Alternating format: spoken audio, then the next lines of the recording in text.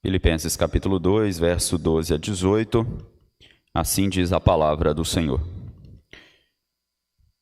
Assim, pois, amados meus, como sempre obedecestes, não só na minha presença, porém muito mais agora, na minha ausência, desenvolvei a vossa salvação com temor e tremor. Porque Deus é quem efetua em vós tanto querer como realizar, segundo a sua boa vontade.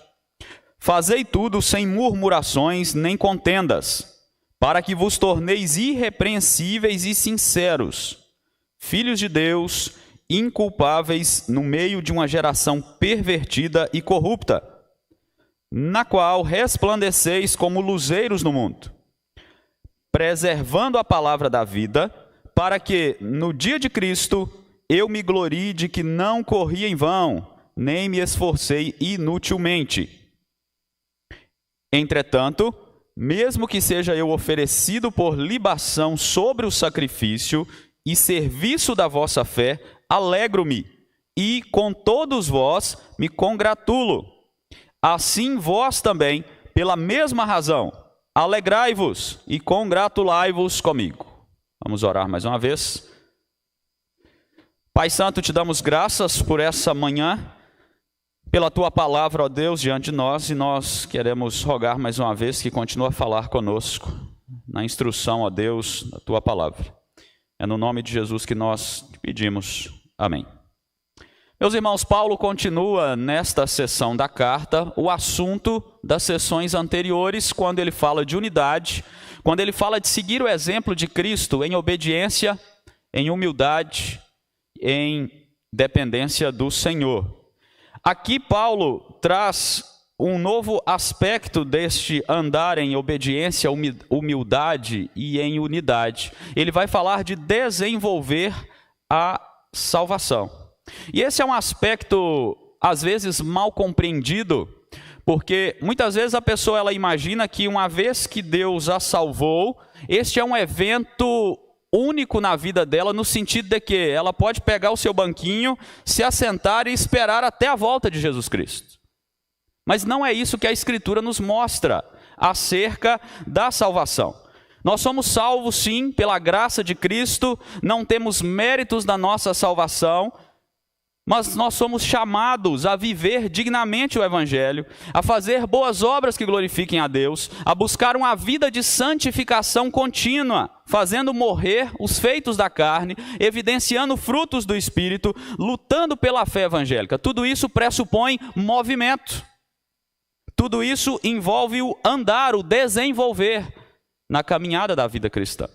Quando Paulo fala de desenvolver a vossa salvação, ele traz a mesma ideia de Efésios 6,13, que está escrito: tomai toda a armadura de Deus, ou seja, trabalhe, prepare-se, se envolva, movimente-se na sua salvação. Por isso o tema da mensagem dessa manhã, seguindo aquilo que é um imperativo de Paulo, uma ordem dele para a igreja, é desenvolva a sua salvação. E como que você desenvolve a sua salvação? O texto apresenta 3 maneiras de fazer isso. E a primeira delas está no verso 12, 13, que envolve a sua dependência do Senhor. Veja que Paulo, no verso 12, ele começa elogiando a obediência da igreja ao seu pastorado. E ele faz um comparativo. Ele diz: eu sei que vocês me obedeciam quando eu estava convosco, mas agora eu estou preso, e muito mais agora que eu estou distante de vocês, vocês devem obedecer. E este obedecer não estava simplesmente vinculado à pessoa de Paulo. A obediência, em primeiro lugar, era a palavra do Senhor que Paulo pregava a eles, que Paulo ensinava a eles. E é por isso que eles deveriam obedecer, mesmo que Paulo não estivesse presente, porque a palavra do Senhor estava presente, eles estavam diante de Deus o tempo todo. Então eles deveriam trabalhar, andar neste desenvolvimento da salvação, como diz o verso 12, com temor e tremor. Humildemente, eles deveriam reconhecer a autoridade espiritual de Paulo como pastor deles, mas sabendo que eles deveriam andar com temor e tremor, não simplesmente por causa de Paulo, mas por causa da palavra do Senhor. A palavra do Senhor que os chamava a desenvolver esta salvação. E esse temor e tremor envolve uma santa reverência a Deus, envolve reconhecer ali que eles dependem de Deus, é temer ofender ao Senhor, e é reconhecer também que por nossa própria conta nós não conseguimos desenvolver a nossa salvação, e nós dependemos do Senhor, e nós vamos nos esforçar para cumprir o dever que o Senhor nos chama. Então, quando Paulo chama a atenção deles para desenvolver a salvação com temor e tremor, ele está trazendo estes aspectos da vida cristã. O temor e tremor diante de Deus, a humildade, a dependência, o saber que não conseguirá se não for o Senhor, mas se esforçar na caminhada da vida cristã. Ilustrando, né, o que Paulo queria dizer, é como se o pastor Márcio chegasse para vocês e falasse: irmãos, obedeçam à palavra que está sendo pregada, não só aqui no culto, não só quando vocês estão aqui na minha presença, mas na segunda-feira, na sua semana, na sua caminhada. Então, a ideia de Paulo é essa: obedeçam porque vocês devem obedecer à palavra do Senhor. E a razão maior ainda, ela está no verso 13.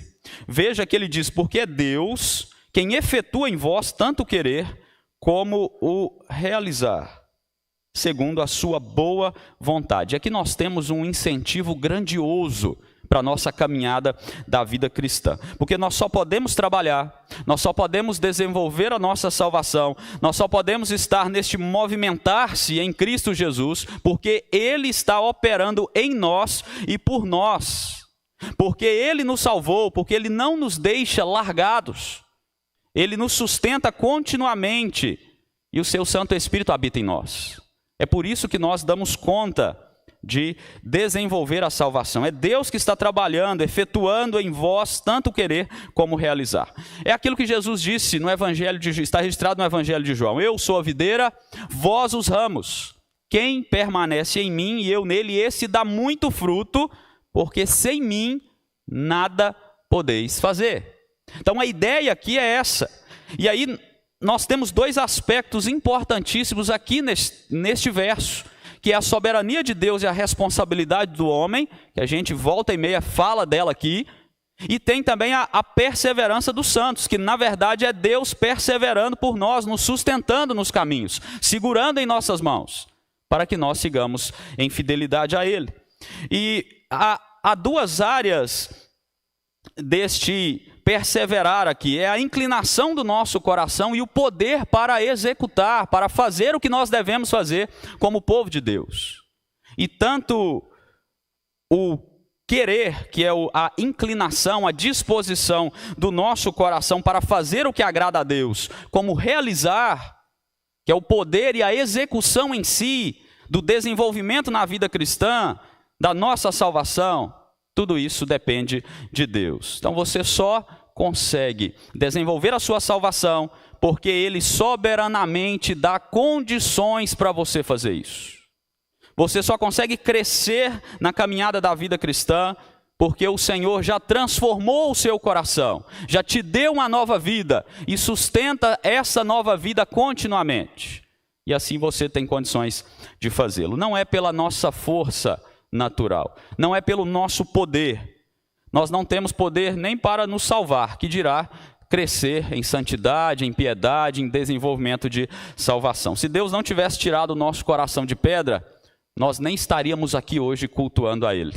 Nós estaríamos por aí caminhando como muitos estão distantes do Senhor, incrédulos, não vivendo para o Senhor. Então, do começo ao fim, meus irmãos, da nossa salvação, é Cristo quem está operando. E nós crescemos na graça, no conhecimento, no desenvolvimento do fruto do Espírito, porque o Senhor está efetuando em nós o querer e o realizar. Agora, é preciso enfatizar ainda mais que este desenvolvimento da salvação, ele é de total dependência do Senhor. Por que eu falo isso? Quando nós pensamos nessa questão de a soberania de Deus e a responsabilidade do homem, às vezes há um entendimento equivocado. A pessoa faz a seguinte conta matemática: 90% É Deus que está operando e está trabalhando na minha vida. Então, a soberania de Deus envolve 90%. 10% é o meu trabalho. É eu que estou fazendo. Porque essa é a minha responsabilidade humana diante de Deus. Mas essa conta está errada. Essa conta não está correta. Porque qual que é o perigo dessa ideia de 10% sou eu que faço? Autonomia. Nós não temos autonomia de Deus. Nós dependemos dele, inclusive para desenvolver a nossa salvação. Então, quando nós falamos de responsabilidade humana e soberania de Deus, nós estamos falando de 100% Deus operando, atuando, e o homem 100% responsável diante de Deus. É as duas coisas juntas. Não é uma divisão, 90%, 10%. É 100% Deus trabalhando na nossa vida e 100% você tendo a responsabilidade de crescer em todas as áreas que Deus te chamou para crescer da vida cristã. Assim nós vamos caminhar de maneira adequada, desenvolvendo a nossa salvação, caminhando em Cristo Jesus. Mas tem mais. Para desenvolver a nossa salvação, também vai envolver a maneira de Deus, o modo que Deus quer que nós façamos isso. Não é do nosso jeito, é do jeito de Deus. O verso 14 ao 16 mostra isso. E a primeira coisa que Paulo fala no verso 14 é: fazei tudo sem murmurações nem contendas. Você conhece um crente murmurador? Que gosta de fazer contenda? Fala com ele que não pode não. Pecado, ó. Isso aqui é uma ordem, não é fazei tudo sem murmuração e sem contendas. Murmurador é aquele reclamão, reclama de tudo. Nada está bom, ele está sempre insatisfeito. E o que geralmente motiva o murmurador? O seu próprio ego, a sua própria vontade. Ele quer tudo do jeito dele, é a vontade pessoal que deve prevalecer, tudo tem que ser do jeitinho dele. Senão ele reclama, inclusive na caminhada da vida cristã, naquilo que Deus está operando na vida dele. E às vezes no contexto da própria igreja, né, isso acontece de vez em quando. Se a programação X não foi do meu jeito, aí eu vou reclamar bastante, né? Se não tocaram e se não cantaram aquela música daquele jeito que eu pedi, eu vou reclamar também. Se o conselho não tomou aquela decisão que eu achei que deveria tomar, aí vai ter reclamação, vai ter murmuração. O problema, irmãos, é que a murmuração, muitas vezes, ela vai desdobrar-se um descontentamento para com Deus. Porque nós desconsideramos que Deus está trabalhando na nossa vida, nos nossos relacionamentos, naquilo que não saiu do nosso jeito, daquilo que não foi da maneira que nós queríamos. Deus está usando essas coisas, Deus está nos moldando no seio da igreja, na vida da igreja, pelos ministérios que a igreja tem, pela liderança, por tudo que envolve uma vida na igreja, entre o povo de Deus. Então, às vezes nós murmuramos e esquecemos de pensar que Deus está usando essas coisas para a nossa edificação, para o nosso crescimento. E na vida pessoal também a mesma coisa, nós queremos tudo do nosso jeitinho. E aí Deus é mestre em fazer tudo o contrário do que nós queremos, né? E isso é bom, porque Ele é Deus, Ele sabe o melhor para nós. E aí lá vamos nós murmurar também, perdendo a oportunidade de enxergar ali a ação de Deus para o nosso crescimento, para o nosso desenvolvimento. Nós precisamos tomar cuidado, porque a murmuração, ela contra pessoas, contra irmãos em Cristo, ela pode nos levar, né? Eu já falei, a murmuração contra Deus. E um exemplo disso é o povo de Deus saindo do Egito. Se você ler Êxodo lá, você vai contar ali nos primeiros momentos da saída do Êxodo, pelo menos 6 momentos de rebelião, no mínimo. E esses momentos envolviam muita murmuração. Lá em Êxodo 17 está escrito assim, vou te dar um exemplo. Contendeu, pois, o povo com Moisés e disse, dá-nos água para beber, lá em Refidim. Respondeu Moisés, por que contendeis comigo? Por que tentais ao Senhor? Tendo o povo sede, murmurou contra Moisés de novo e disse, por que nos fizeste subir do Egito para nos matar de sede, a nós e a nossos filhos e rebanhos?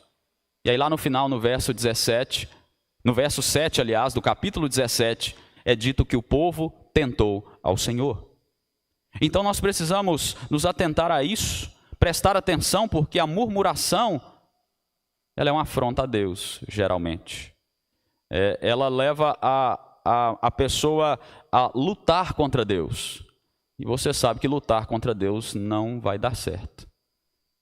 E um desdobramento disso é a consequência do murmurador é alguém que faz contendas. Por isso que no verso 14, Paulo está trazendo o para ali. Porque geralmente quem murmura, quem reclama demais, vai ser alguém briguento, que vai causar confusão, que vai partir para discussões infindáveis, para brigas sem motivo, coisas que não levam à edificação, que não levam à unidade, que não levam ao caminhar juntos. E aí, meus irmãos, infelizmente muita gente trabalha como agente de Satanás, porque o que mais Satanás quer ver, o nosso arqui-inimigo quer ver dentro da igreja, é murmuração, contenda, briga, divisão, separação entre o povo de Deus. É isso que ele quer ver aqui dentro. E que Deus nos livre disso, de modo que nós desenvolvamos a nossa salvação sem murmuração, sem contendas, na nossa caminhada da vida cristã.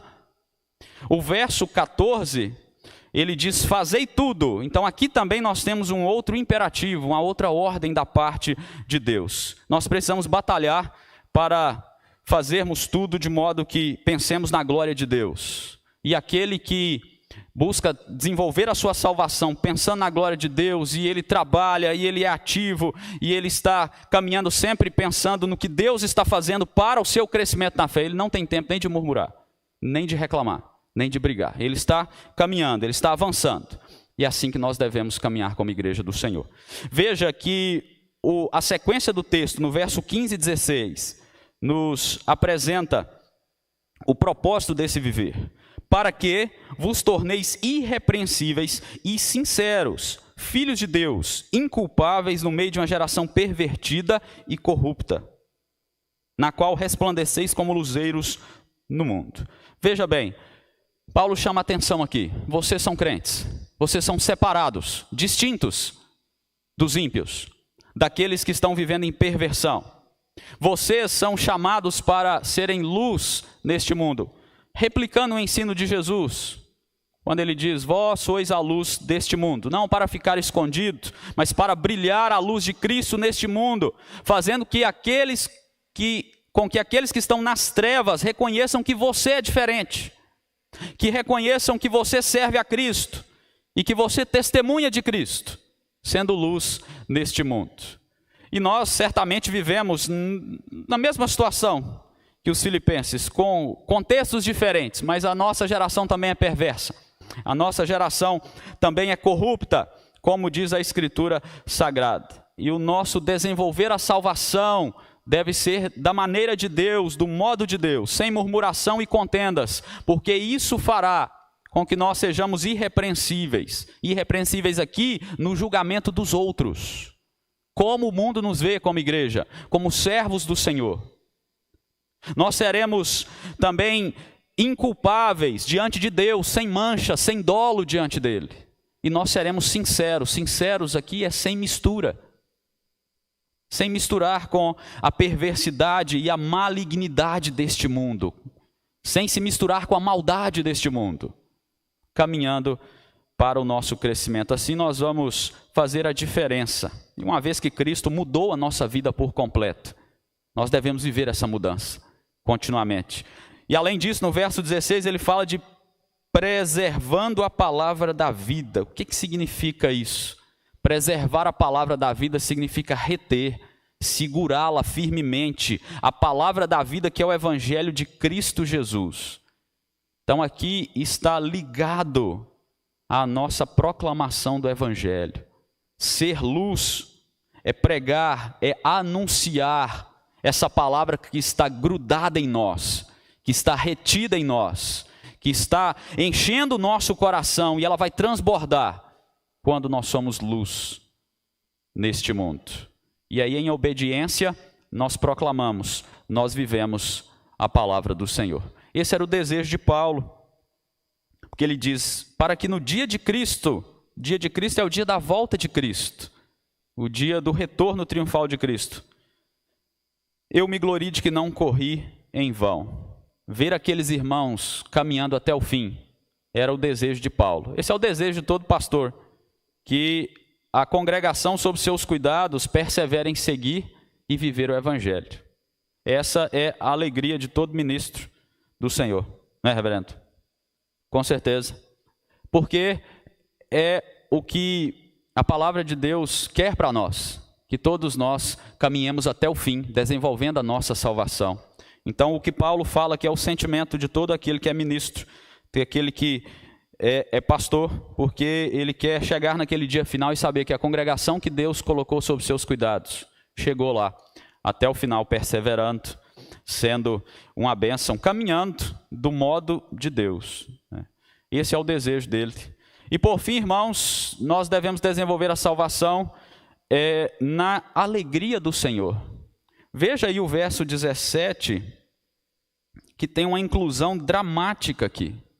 Paulo ele vem falando de unidade, desenvolver a salvação, na dependência do Senhor, da maneira do Senhor. E aqui nós temos uma inclusão dramática no texto, porque ele diz, entretanto, mesmo que eu seja oferecido por libação sobre o sacrifício e serviço da vossa fé, alegro-me e com todos vós me congratulo. Paulo, ele está preso e ele tem em vista a iminência da sua morte. E ele está pensando aqui em um sacrifício. A ser oferecido por libação remete-se à ideia do sacrifício. E ele está falando que esse sacrifício tem relação com o serviço da fé dos filipenses. Porque veja bem, Paulo ele está preso por causa da proclamação do evangelho. E é por causa da proclamação do evangelho que a igreja de Filipos foi alcançada. Eles ouviram o evangelho e eles creram em Jesus Cristo. Então Paulo ele está satisfeito, porque ainda que ele morra por causa do evangelho, o evangelho alcançou aquela amada igreja. Então, como ele diz anteriormente, viver é Cristo, morrer é lucro. E isso não é motivo de tristeza, porque aquele povo estava caminhando na fé em Jesus Cristo, e Paulo foi um instrumento de Deus para levar a palavra àquelas pessoas. E se a prisão dele, por causa do evangelho, levaria à morte, ele fala com os irmãos, eu me alegro por isso. Eu estou feliz. E ele diz, eu me alegro agora, no tempo presente, enquanto eu escrevo essa carta para vocês, diante de Epafrodito, eu estou feliz. Meus irmãos, um homem preso, na iminência da morte, se alegra. Você já pensou nisso? Ele se alegra com a igreja de Cristo, pela obra de Cristo, porque ele participou da vida daqueles irmãos e estava vendo que eles estavam avançando na fé. E ele está exortando a eles que avancem ainda mais. Mas ele está se alegrando, inclusive na iminência da sua morte. Eu acho que isso é um bom testemunho de como que nós devemos viver. O verso 18, e ele diz mais um pouquinho, né? Eu me alegro, mas aqui, pela mesma razão, porque eu estou preso e estou praticamente pronto para ser executado. Se alegrem comigo. Tenham alegria. Congratulai-vos comigo. Paulo espera que aqueles irmãos também se alegrem. E eu fico pensando, na igreja recebendo a carta e chorando, e escutando de Paulo, se alegre comigo. Mas meus irmãos, essa é a carta que mais fala de alegria, né?